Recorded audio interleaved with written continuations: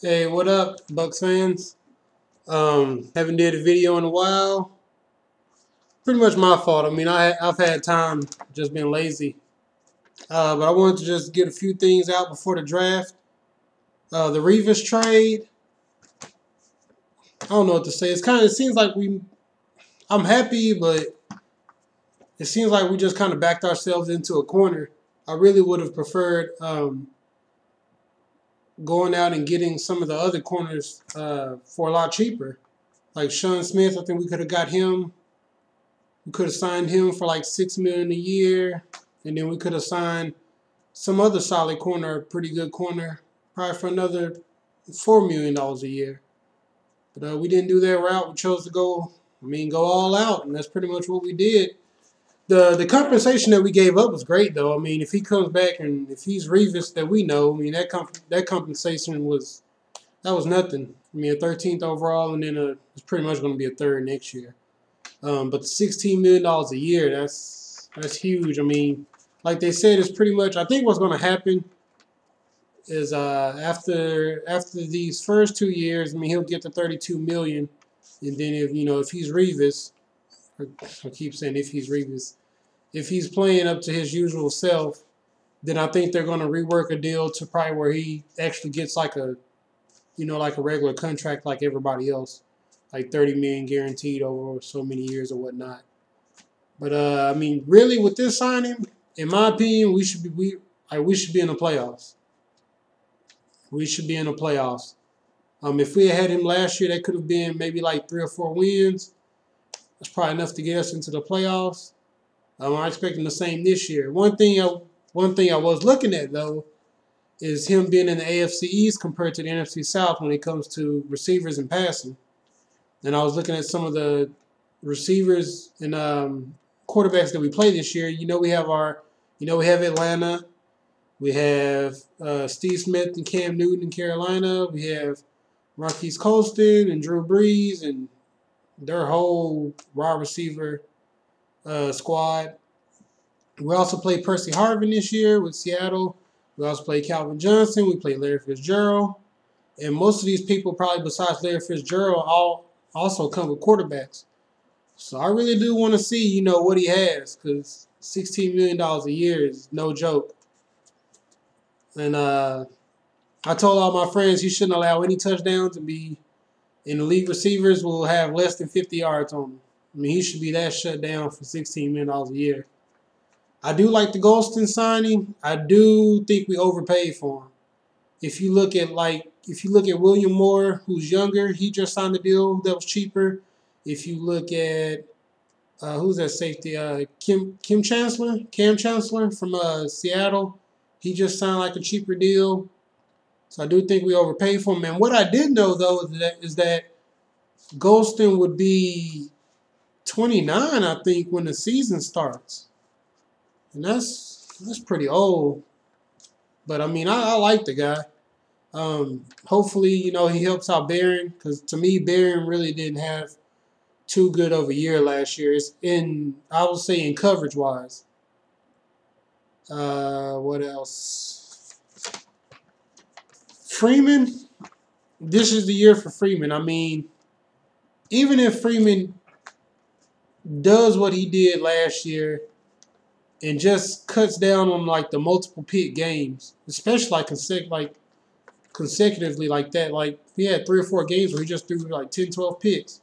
If he can cut down on that, I mean, I think we're in the playoffs this year. Wild card or whatever, I think we're in the playoffs with the Revis signing. We also have Adrian Claiborne coming back. 2 guards coming back. What else? Let's see.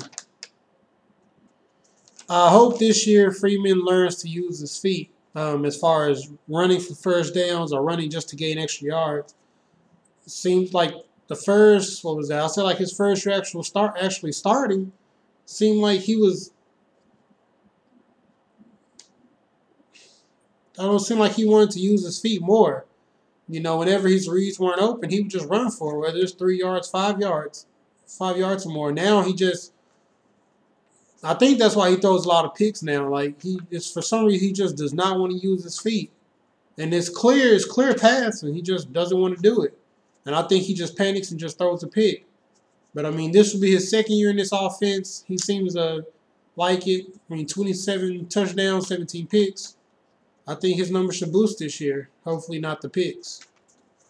Gerald McCoy, he made the Pro Bowl. I guess I can't really say much. To tell you the truth, I know I'm like one of his biggest critics. I just excuse me. I just didn't see it this year. I mean, I watched like all the games. I mean, they say he's getting penetration and disruption, but only so much of that to me will last. I mean, when I look at Sue, I think Sue had like 8 sacks this year. And then you look at like Geno Atkins, who was drafted like in the 3rd round. Like, he had like 12 sacks. But I don't know. Like, to me, this is the year for Gerald McCoy, too. Because with Revis being back there, because, I mean, I guess I could say if he's busting through there, but the quarterback's able to get the ball off before he gets to him, we'll see if that happens this year. If he can't up his sack numbers this year and I can't actually see him make multiple plays, you know, then I don't really know. But he did make the Pro Bowl, so, I mean, I will say this. The coaches and players, because I don't think he got the popular vote, but I think the coaches and players voted for him, so, I mean, I'll say that at least he's doing something that they like or whatever, so, I mean, I can't really knock him. Let's see. I already talked about the playoffs. The draft. I really think people are I think people are really underestimating this draft talent.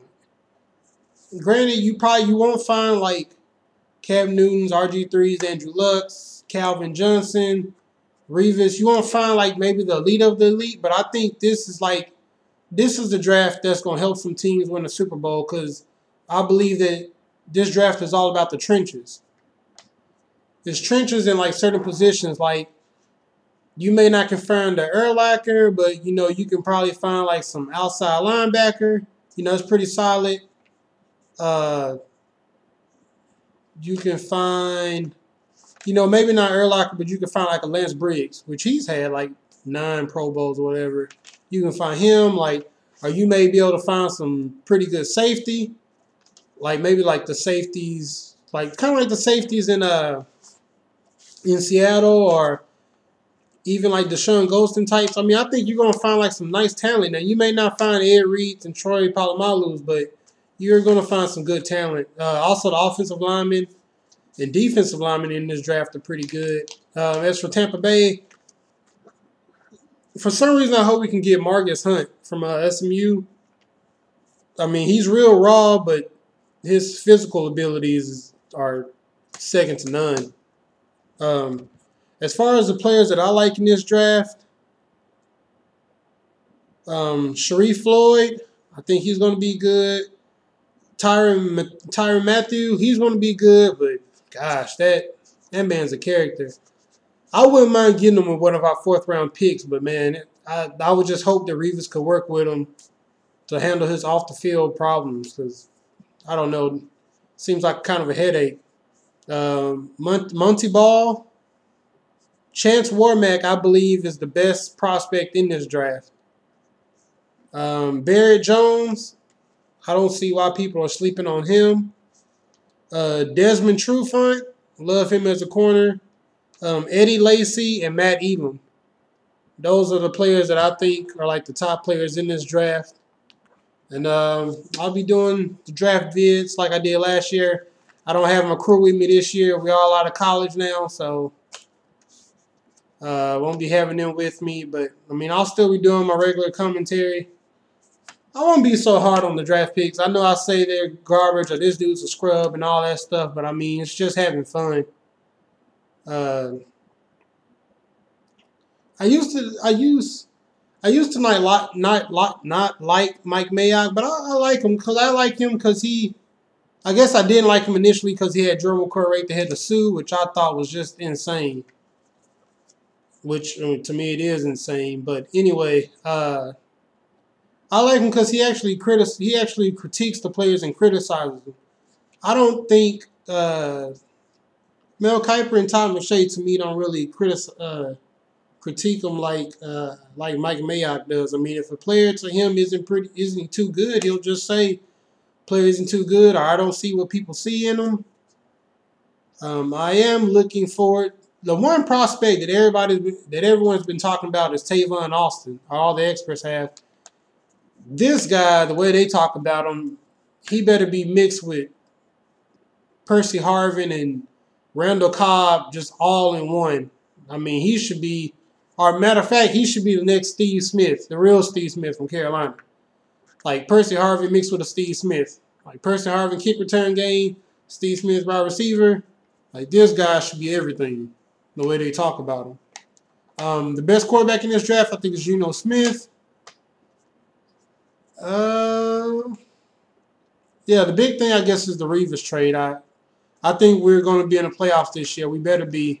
And I'm really looking forward to see how he plays in the NFC South, because you're not playing the Buffalo Bills and you're not playing Miami twice a year. But I believe in Revis, because the one game that I said that I knew he was good was a few years ago. Gosh, man, been forever since they were in the playoffs against the Jets. Well, us too. But it was against Peyton Manning, and he was guarding Reggie Wayne, and he shut him down. So I mean, I believe in the man. But I just know, and Stevie Johnson does give him problems a little bit. But I just want to see what he does, man, against NFC talent, wide receivers as a whole that we faced this year. But yeah, that's my little spiel. Let me know who you guys think are good draft prospects. Also, who do you think Tampa Bay should draft? Right now, the people that I called, I would like for them to draft, of course, some Marcus Hunt, like I said, or some type of defensive end. They talk about defensive tackle. I've heard about Ohio State guy Jonathan Hankins, I guess is his name. K1 Short from Purdue. I've heard about them, so I don't know. We'll see. Mardonic said he has, I guess, thought about trading up into the first round. If he does, I want to see who he's going for. If Desmond Trufant falls, man, I would trade back up. If he falls into the late 20s, like I'll say maybe 27 or later, I would definitely trade up and get him. But yeah, that's my vid. Let me know what you guys think. Who you guys think Tampa Bay should draft? Who you think your team should draft? And I'll have my draft videos posted up this weekend. Having fun as usual. Peace.